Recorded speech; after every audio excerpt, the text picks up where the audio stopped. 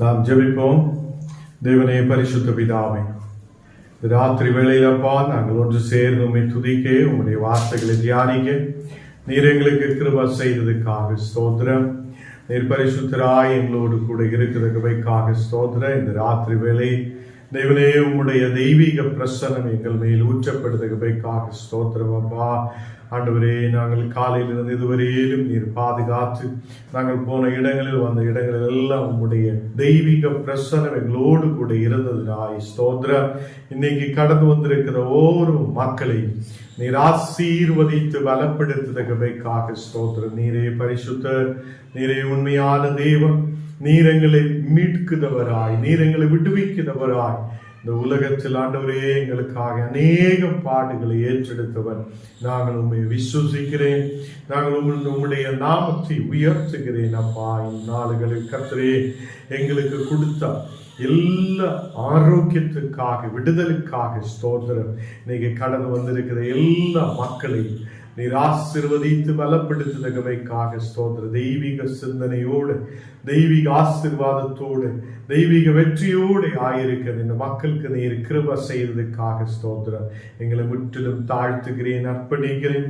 நீர் எங்களை பரிசுத்தப்படுத்தி வழி நடத்துவதற்காக ஸ்தோத்திரம். ஆண்டவரே, உம்முடைய விசுவாசத்திலே நிலைத்திருக்கு நீர் கிருபை செய்யும். அதுக்கு தடையாய் நிற்கிற எல்லா அந்த காலத்து கிரியைகள், எல்லா எதிர் சக்திகள், எல்லா துஷ்டனுடைய போர்களை இயேசுவின் நாமத்தில் எரிச்சு மாற்றுகிறேன். ஒரு விடுதல் உண்டாகட்டும். தேவனை, அநேகம் தேவைகளோட ஜெபிக்கிற மக்கள் உண்டு. அந்த மக்களுடைய எல்லா தேவைகளையும் நீர் சந்திக்கிறதுக்காக ஸ்தோத்திரம். தேவனே, நாங்கள் உம்முடைய வார்த்தைகளை தியானிக்க கடந்து வந்திருக்கிறேன். உம்முடைய தெய்வீக பிரசனம் கூட இருக்கட்டும். எல்லா மக்களும் கடந்து வர ஆசீர்வாதத்தோடு ஆயிருக்க நீர் கிருபை செய்ய இயேசுவின் நாமத்தில் தருகிறாவே.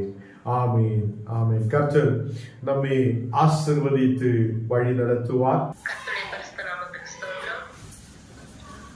இந்த நாளிலே ஒரு பாடலை பாடி ஆண்டவருடைய நாமத்தை மகிமைப்படுத்தலாம்.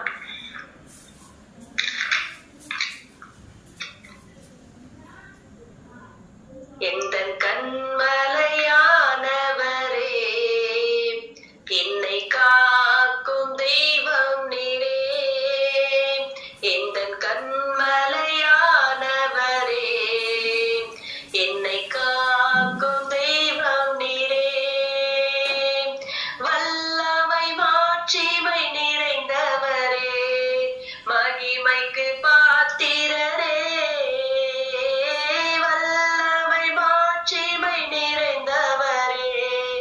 மகிமைக்கு பாத்திரரே, ஆராதனை உமக்கே, ஆராதனை உமக்கே, ஆராதனை உமக்கே,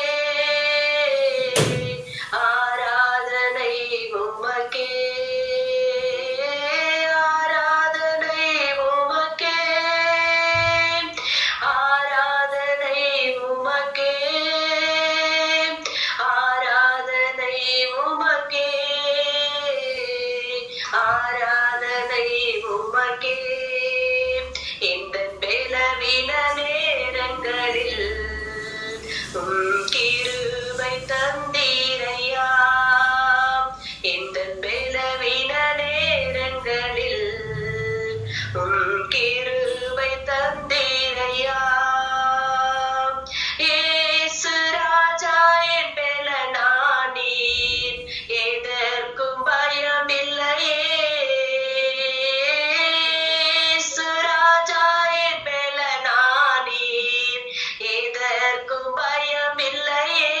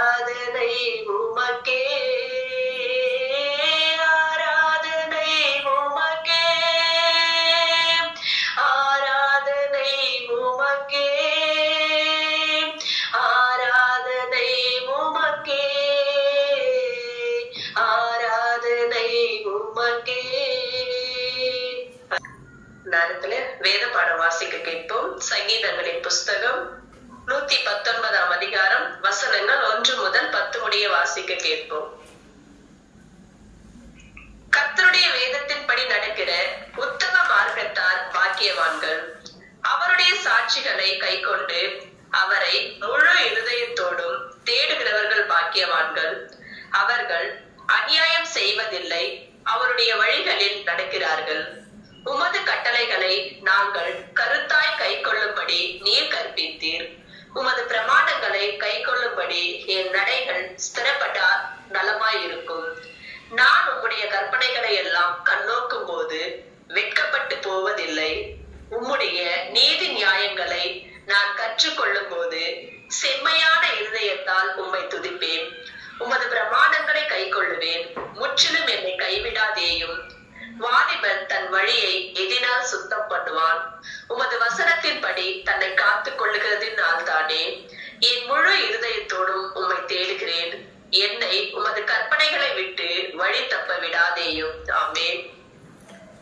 கர்த்தர் நம்மை ஆசீர்வதித்து வழி நடத்துவார். இன்னைக்கு நாம் வேதத்தை தியானிக்கிறதுக்காக கடந்து செல்லுகிறேன். லூக்கா 15 அதிகாரம் അതിന്റെ 32 വചനം നാം വാസിക്കല. ലൂക്ക 15 அதிகாரம் അതിന്റെ 32 வசனம். உன் சகோதரனாகிய இவனோ மரித்தான், திரும்பவும் உயிர்த்தான், காணாமல் போனான், திரும்பவும் காணப்பட்டான். ஆனபடியினாலே நாம் சந்தோஷப்பட்டு மகிழ்ச்சியாய் இருக்க வேண்டுமே என்று சொன்னார் என்றார். இங்கே தகப்பன் சொல்லுகிறார்.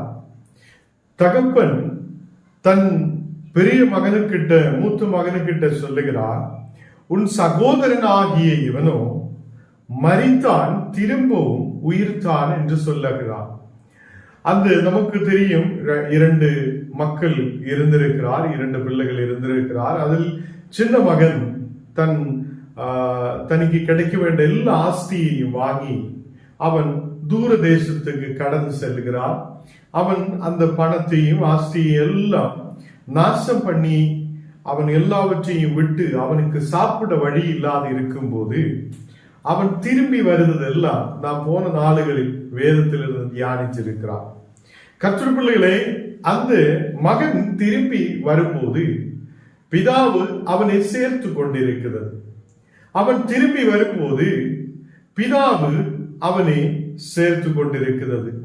வாருங்கள் என்று சொல்லி அவனுக்கு புது மோதிரம், அவனுக்கு டிரெஸ்ஸுகள், அவனுக்கு காலில் சப்பல் எல்லாமே அவனுக்கு கொடுத்து அவனை வரவேற்று அவனுடைய வீட்டில் சந்தோஷமும் மகிழ்ச்சியும் உண்டாயிருக்கிறது. தேவ பிள்ளைகளே, இங்கு அந்த பெரிய மகன் இதை பார்க்கும்போது அவனுக்கு ரொம்ப கோபம் உருவாகிறான்.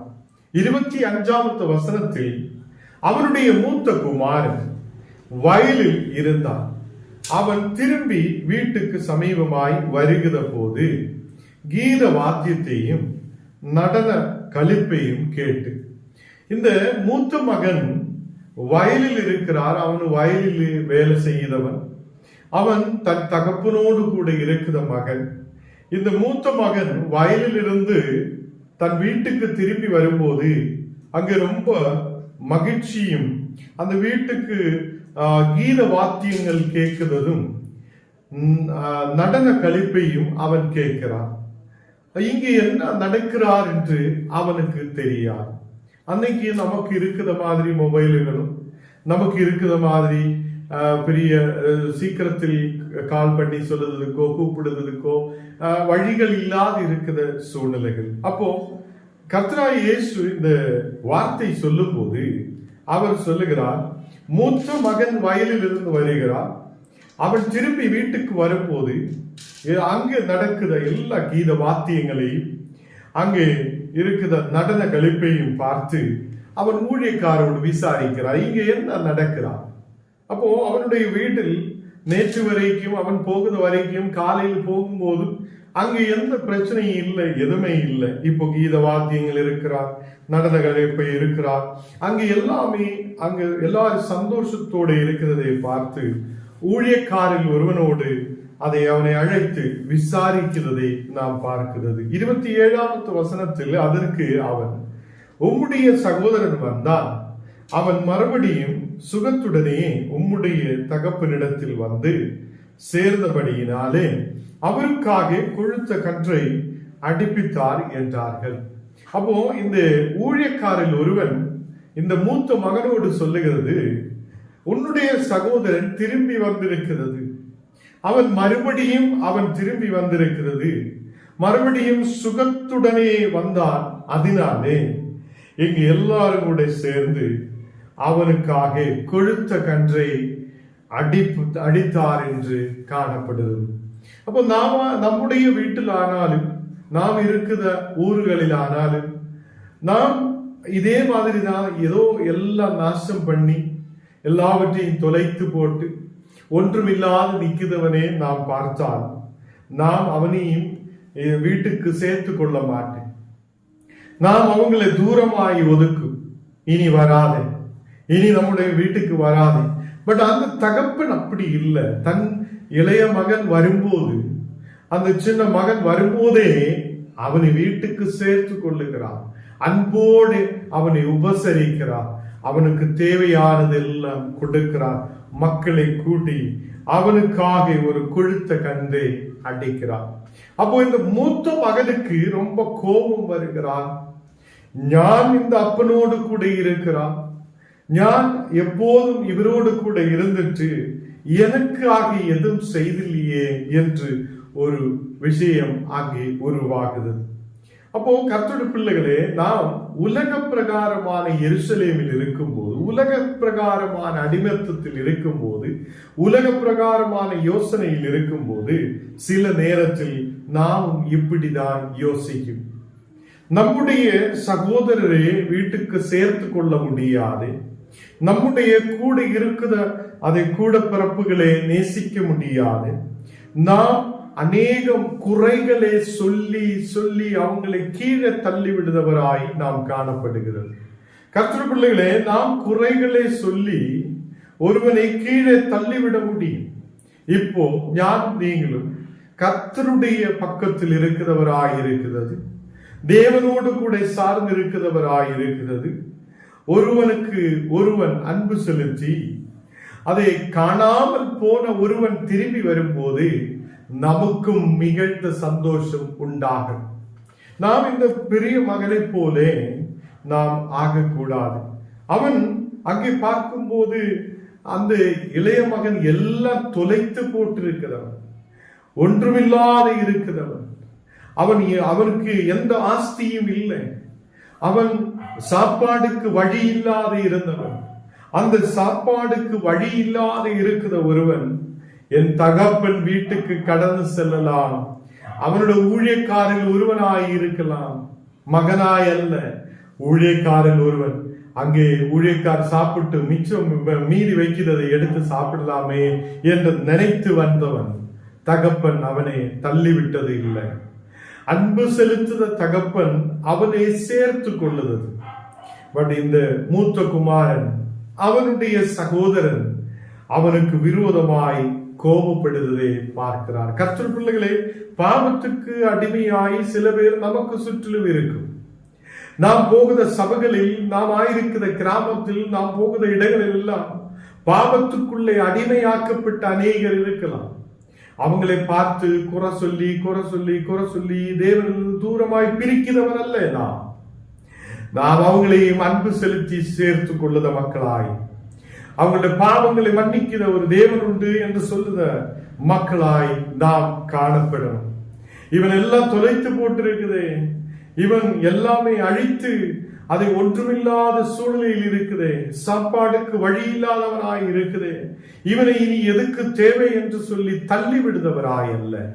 தேவன் இங்கே சொல்லப்படுகிறான், அவன் அநேக கஷ்டத்தோடு அந்த இளைய மகன் வந்தான், அந்த தகப்பன் அவரை சேர்த்து கொள்ளுது. இங்கே இந்த மிகுந்த சந்தோஷத்தை பார்க்கும் போது, மிகுந்த அதே ஆனந்தமும் சந்தோஷத்தையும் கீத வாத்தியங்களையும் இந்த மகன் பார்க்கும் போது எனக்காக எதுவும் செய்தில்லையே என்று சொல்லுகிறான். இன்னைக்கு ஞானம் நீங்களும் தேவனுடைய பிள்ளைகளாய் இருக்கிறோம். ஞானும் நீங்களும் தேவனுடைய பிள்ளைகளாய் இருக்கிறோம். நாமும் சில நேரத்தில் சொல்லும், தேவனே நீ எனக்காக எதுவும் செய்தில்லையே. கொஞ்சம் சற்று நேரம் யோசித்து பாருங்க. சில நேரத்தில் நாம் தேவனோடு கூட பயணிக்கிறார், தேவனோடு கூட ஆயிருக்கிறார், எப்போது துதிக்கிறார், ஜெபிக்கிறார், தேவனோடு கூட ஆயிருக்கிறார். சில நேரத்தில் நாம் சொல்லுவோம், அங்கே கீத வாத்தியம் இருக்கிறது, அங்கே சந்தோஷம் இருக்கிறது, அவங்களுக்கிட்ட நல்ல ஆனந்தம் இருக்குது, எல்லாமே இருக்கிறது, எங்களுக்கு மட்டும் ஒன்றும் இல்லையே. தேவனே நீர் ஏன் இது செய்திருக்கிறார், ஏன் என்னை ஆசீர்வதிக்க முடியாது என்ற கேள்விகள் எழுப்பும். இவனுக்கு கொழுத்த கன்றை அடித்திருக்கிறான், அவன் எல்லாம் தொலைத்து போட்டு எதுவும் இல்லாத அப்பனுடைய தகப்பனாருடைய எல்லா ஆஸ்தியையும் அழித்து விட்டவனாய் காணப்பட்டவன் என்று இந்த மூத்த மகன் சொல்லுகிறார். அவனுக்கு அதை கொழுத்த கன்றை அடித்திருக்கிறார் என்று சொல்லி இவன் கோபப்படுகிறது. கர்த்தர் பிள்ளைகளே, நாம் தேவனோடு கூட எப்போதும் ஆயிருக்கிற மக்களாய் இருக்கும் போது அநேகர் விழுந்து விழுத மக்களையும் நாம் கரம் பிடித்து தூக்கிவிட்டு தேவனுடைய அன்பை காட்டுத மக்களாய் நாம் காணப்படும். அநேக கிராமங்களில் கடந்து செல்லும் போது, அநேக பட்டணங்களில் கடந்து செல்லும் போது ஒருவருக்கு ஒருவர் பேசாமலே இருக்கிற அநேகர் உண்டு. நாம் ஒருவருடைய குறைகளை பார்த்து பேசி அவங்களை தூரமாய் தள்ளிவிடும் போது அங்கே கர்த்தருடைய அன்பை நாம் காட்ட முடியாதவராய் இருக்கும். தேவ பிள்ளைகளே, நம்மை பார்த்து அவங்க கர்த்தருடைய அன்பை ருசித்து பார்க்க வேண்டும். இந்த நாளுகளில் நாம் மேலான எருசலேமுக்கு நேராய் கடந்து வந்திருக்கிறோம். இப்ப இந்த உலகத்தில் ஏதோ அடிமையாய் அல்ல, நாம் இப்போ கர்த்தரோடு கூட இருக்கிற மக்களாய் இருக்கிறது, தேவனோடு கூட ஆயிருக்கிற மக்களாய் இருக்கிறது. இந்த மூத்த மகன் பிதாவினோடு கூடையாய் இருந்திருக்கிறான். எப்போதும் பிதாவினோடு கூட ஆயிருந்து அவன் வயலில் வேலை செய்து வீட்டில் ஆயிருக்கிற அந்த மகன் அவன் சொல்லுகிறான், எனக்காக ஒரு கன்றை அடிக்கவில்லையே, எனக்காக எதுவும் செய்ததில்லையே, இதுவரைக்கும் இவன் எல்லாம் அழித்து விட்டிருக்கிறான், எல்லாம் தொலைத்து போட்டிருக்கிறான், இவன் எல்லாமே நாசம் பண்ணினவனே இவர் சேர்த்து கொண்டிருக்கிறார் என்று சொல்லப்படுகிறார். தேவ பிள்ளைகளே, நாம் வனாந்திரமான சூழ்நிலையில் இருக்கும் போது, நாம் சாப்பாடுக்கு வழி இல்லாத இருக்கும் போது, முன்னாடி போக முடியாத சூழ்நிலையில் இருக்கும் போது இயேசு உன்னை கைவிடுதவர் அல்ல.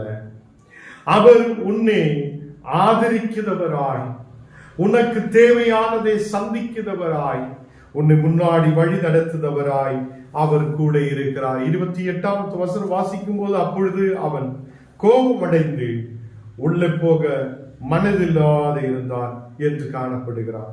அவன் வீட்டுக்குள்ள ஏற அந்த பெரிய மகன் மனதில்லை. இப்ப சின்ன மகன் எங்க இருக்கிறான்? அவன் வீட்டுக்குள்ள இருக்கிறான். அப்பனோடு கூட பயணித்த அந்த மகன் எங்க இருக்கிறான்?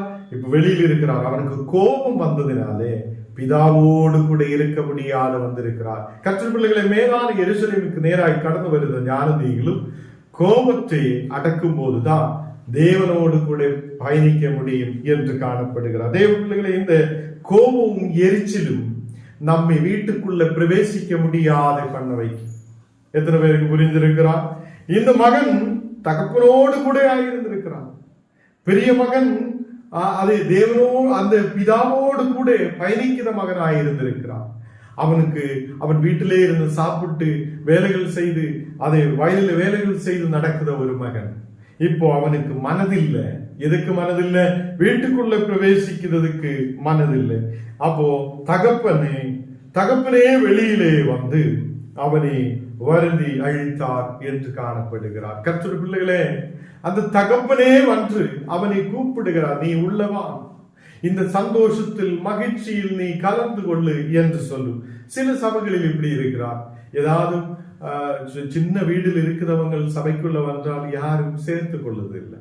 சின்ன வீடுகள், சின்ன சின்ன விவசாயம் பண்ணுற மக்கள், ஏதோ பாவத்தில் இருக்கிற மக்கள், ஏதோ அடிமையாயிருக்கிற மக்கள், ஏதோ கஷ்டத்தில் இருக்கிற மக்கள் எல்லாம் ஆலயத்துக்குள்ளே கடந்து வரும்போது சில பேர் ஒதுக்கி ஒதுக்கி வைக்கிறதை நாம் பார்க்கிறோம். கர்த்தர் பிள்ளைகளே, இயேசு அப்படி செய்தது இல்லை.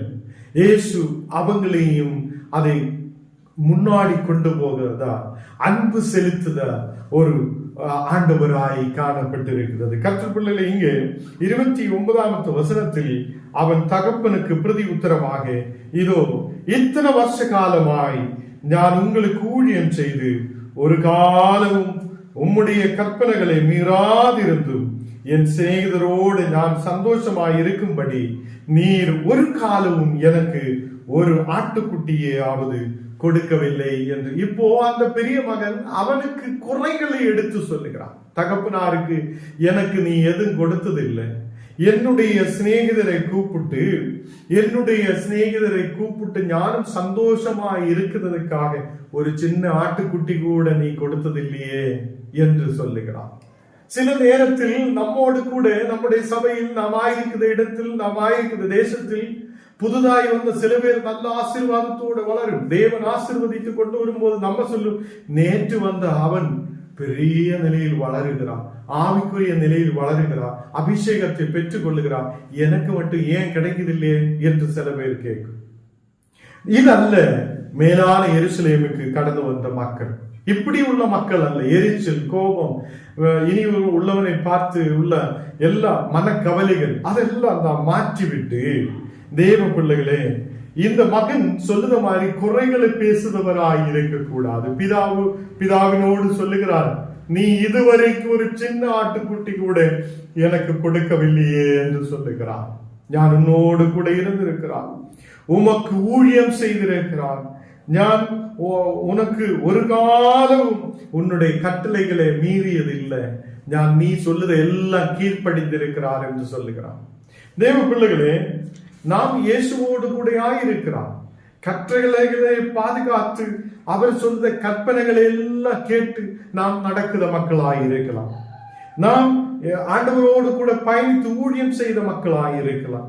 இந்த நாளுகளில் ஏதோ ஒரு பிரச்சனை நமக்கு வரும்போது, ஏதோ ஒன்று கிடைக்கவில்லை என்று சொல்லும் போது, சில நேரத்தில் நமக்கு இதே மாதிரி மனக்கவலைகள் வரும். இது மேலான எருசலேமில் வந்த மக்கள், மேலான எருசலேமுக்கு நேராய் கடந்து வந்த மக்களுக்குள்ள இப்படிப்பட்ட சூழ்நிலைகள் வரவே கூடாது. 30வது வசனத்தில் வாசிக்கும் போது அந்த மகன் இந்த சின்ன மகனை குறித்து சொல்லுகிறார். வேசிகளிடத்தில் உன்னுடைய ஆஸ்தியை அழித்து போட்ட உம்முடைய குமாரனாகிய இவன் வந்தவுடனே கொழுத்த கன்றை இவனுக்காக அடித்தீரே என்றார். இங்கே கர்த்தருடைய பிள்ளைகளே, இந்த மகன் முன்னாடி தகப்பனுக்கு விரோதமாய் பேசி இருக்கிறது. மூத்த மகன் அவன் தகப்பனுக்கு விரோதமாய் பேசி இருக்கிறார். நீ எனக்கு ஒரு ஆட்டுக்குட்டி கூட கொடுத்ததில்லை, நான் சந்தோஷமா இருக்கிறதுக்காக எதுவும் கொடுக்கவில்லை, நீ சொல்லியதெல்லாம் நான் கேட்டிருக்கிறான், நீ கொடுத்த கற்பனைகள் எல்லாம் நான் கீழ்ப்படிந்திருக்கிறான், நீ உன்னோடு கூட சேர்ந்து ஊழியம் செய்திருக்கிறான், நீ எனக்கு ஆட்டுக்குட்டியை கூட கொடுக்கவில்லை என்று சொல்லப்படுகிறார். இப்போ இரண்டாவதாக அவர் சொல்லுகிறார், அந்த சின்ன மகனை குறித்து அவர் பேசுகிறது, இவன் அவனுடைய ஆஸ்தி எல்லாம் அழித்து போட்டவனாய் இருக்கிறது. அந்த குமாரன் அதே அவனுடைய ஆஸ்தி எல்லாம் அழித்து போட்டவனுக்கு, எல்லாம் நாசம் பண்ணியவனுக்கு எதுக்காக கொழுத்த கன்றை அடித்து கொடுத்திருக்கிறார் என்று ஒரு கேள்வியை எழுப்புகிறார்.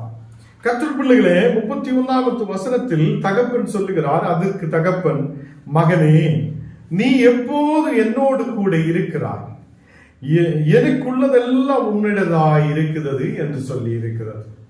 அந்த மகன் கொஞ்ச நேரத்துக்கு மறந்து விடுகிறான்.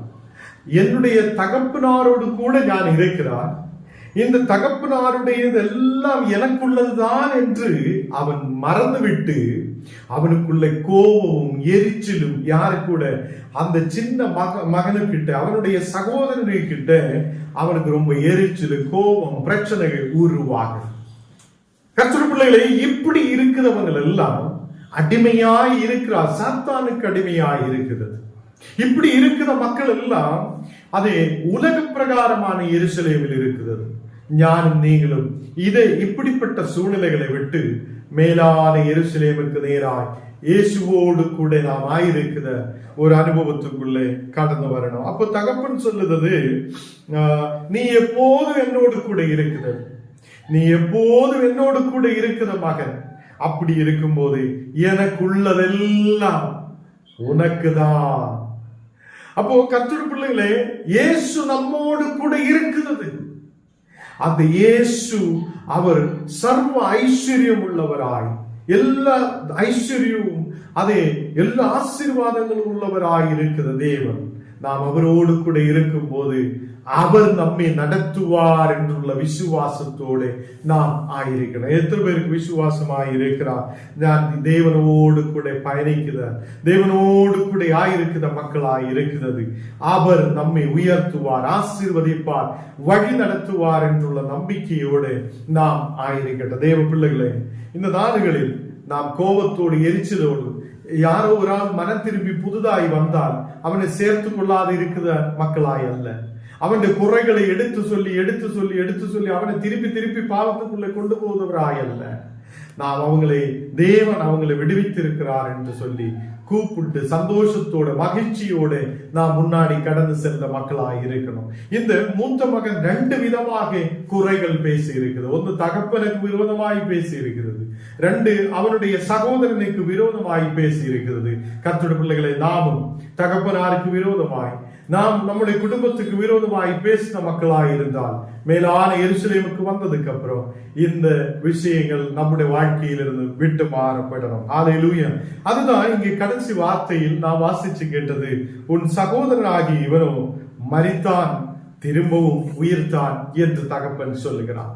கர்த்தருடைய பிள்ளைகளை, தகப்பன் ஒரு நாள் பார்க்கும்போது என்னோட மகன் இல்லை, அவன் தூரமாய் போயிருக்கிறது, அவன் எங்கேயோ போயிருக்கிறார், என்ன செய்கிறார் எப்படின்னு சொல்லி தகப்பன் வேவலாதியோடு இருக்கிறார். மகன் வருவார் என்று சொல்லி வேவலாதியோடு இருக்கிறார். அப்பதான் தகப்பன் சொல்லுகிறார், அவன் வந்து சந்தோஷத்தோடு மகிழ்ச்சியோடு இருக்கும் போது பெரிய மகனோடு சொல்லுகிறது, உன் சகோதரனாகி இவனும் மரித்து போனவனாய் இருந்தது, நம்முடைய குடும்பத்திலிருந்து தூரமாய் போயவனாய் இருந்தது, அவன் திரும்பவும் உயிர்த்தான் என்று சொல்லப்படுகிறது. கடைசியாக நாம் பார்க்கும்போது காணாமல் போனவனாயிருந்தோம், திரும்பவும் காணப்பட்டான் என்று சொல்லுகிறான். அப்போ தகப்பன் தன்னுடைய மூத்த மகனையும் இளைய மகனையும் ஒருபோல நேசித்திருக்கிறது. எவ்வளவு நாசம் பண்ணினாலும், எதெல்லாம் அழித்து போட்டாலும், எதெல்லாம் நாசம் பண்ணியவனாய் காணப்பட்டாலும் அந்த தகப்பன் அந்த மகனை நேசித்து திரும்பவும் சேர்த்து கொள்ளுதவராய் இருந்தது. கர்த்தருடைய பிள்ளைகளே, அவன் காணாமல் போனவனாய் இருந்தோம், அவன் திரும்பவும் காணப்பட்டான் என்று சொல்லுகிறார். ஹல்லேலூயா. கர்த்தருடைய பிள்ளைகளே, சில நேரத்தில் நாம் யோசித்து பாருங்க, நாம் காணாமல் போனவராய் இருந்தோம், நாம் மரித்தவராய் இருந்தோம், நாம் அடிமையாக்கப்பட்டவராய் இருந்தோம். இன்னைக்கு இயேசு கிறிஸ்துவினாலே நாம் விடுதலை பெற்றுக் கொள்ளவராய் இருக்கிறார், நாம் உயிர்ப்புள்ளவராய் இருக்கிறார், புது ஜீவனை பெற்றுக் கொள்ளுதவராய் இருக்கிறார். நாம் காணாமல் போனவராய் இருந்தோம், இயேசு நம்மை தேடி வந்ததினாலே நாம் திரும்பவும் காணப்பட்டிருக்கிறார் என்று விசுவசிக்கட்டும். ஹல்லேலூயா. இந்த நாளில் கர்த்தருடைய பிள்ளைகளே, மேலான எருசலேமுக்கு நேராய் கடந்து வரும்போது நாம் யாருடைய மேலும் பழிய சொல்லி குறை சொல்லி அவங்களை கீழே தள்ளி விடுத மக்களாய் அல்ல, அவங்களையும் சேர்த்து கொள்ளுத மக்களாய் இருக்கட்டும். நாம் கோபப்பட்டு எரிச்சலோட நாம் அந்த திரும்ப வந்த மக்களுக்கு விரோதமாய் நாம் பேசும்போது நாம் வீட்டுக்கு வெளியில் தான் நிற்க வேண்டி வரும். அந்த கோபத்தாலே அவன் உள்ள பிரவேசிக்க முடியாது இருந்திருக்கிறான், அந்த சந்தோஷத்துக்குள்ள கடந்து செல்ல முடியாதவனாய் இருந்திருக்கிறான். தேவ பிள்ளைகளே, ஆவுக்குரிய வாழ்க்கையிலும் நாம் உள்ளே பிரவேசிக்கிறோம் என்றால் நம்முடைய வாழ்க்கையில் இருக்கிற கோபம், எரிச்சல், அநேகம் மனக்கவலைகள் முற்றிலும் எடுத்து மாற்றி மேலான எருசலேமுக்கு நேராய் கடந்து வந்த மக்கள் என்று நாம் விசுவசித்து இயேசு கிறிஸ்துவுடைய சிலுவையின் மரணத்தாலே ஞானும் நீங்களும் ரட்சிக்கப்பட்டு இப்போ மேலான எருசலேமுக்கு நேராய் கடந்து வந்திருக்கிறது. நாம் மேலான எருசலேமில் சுயாதீனம் உள்ளவராய் இருக்கிறது.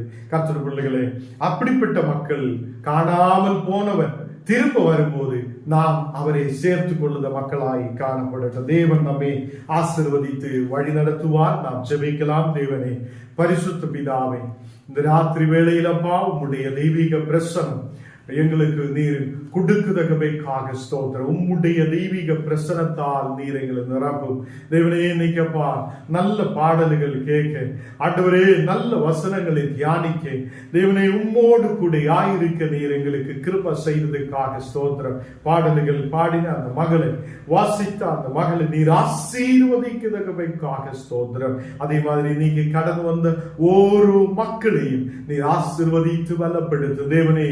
இன்னைக்கு கேட்ட வசனத்தின்படி நாங்கள் வீட்டுக்கு வெளியில் நிற்கிறவராய் அல்ல, நாங்கள் அந்த சந்தோஷத்துக்குள்ள பிரவேசிக்கிற மக்களாயிருக்க நீர் எங்களுக்கு கிருபை செய்யும். எங்கள் எரிச்சல்கள், கோபங்கள், பலவீனங்கள் எங்களை வீட்டுக்கு வெளியில் நிற்க வைக்கிறவராய் அல்ல, நாங்களும் பிதாவினோடு சேர்ந்து அந்த சந்தோஷத்தையும் மகிழ்ச்சியையும் பங்கெடுத்த மக்களாயிருக்க, அந்த மகிழ்ச்சியிலே கலந்து கொள்ளுத மக்களாயிருக்க நீர் கிருபை செய்யும்.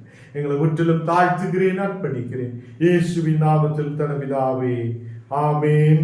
பரமண்டலங்களில் இருக்குதா எங்கள் பிதாவே, உம்முடைய நாமம் பரிசுத்தப்படுவதாக, உம்முடைய ராஜ்யம் வருவதாக, உம்முடைய சித்தம் பரலோகத்திலே செய்யப்படுகிறது போல பூமியிலும் செய்யப்படுவதாக. எங்களுக்கு வேண்டிய ஆகாரத்தை இன்று எங்களுக்கு தார். எங்களுக்கு விரோதமாய் குற்றம் செய்தவர்களுக்கு நாங்கள் மன்னிக்கிறது போல எங்கள் குற்றங்களே எங்களுக்கு மன்னியும். எங்களை சோதனைக்குள் பிரவேசிக்க பண்ணாமல் தீமையில் என்று எங்களை ரட்சித்துக் கொள்ளும். ராஜ்யமும் வல்லமையும் மகிமையும் என்றேக்கு உம்முடையவர்களே, ஆமேன். என் ஆத்மாவே கர்த்தரை ஸ்தோத்திரி, என் முழுலமே பரிசுத்த நாமத்தை ஸ்தோத்திரி. என் ஆத்மாவே கர்த்தரை ஸ்தோத்திரி, கர்த்தர் செய்த சகல உபகாரங்களும் மறவாதே. ஆமேன்.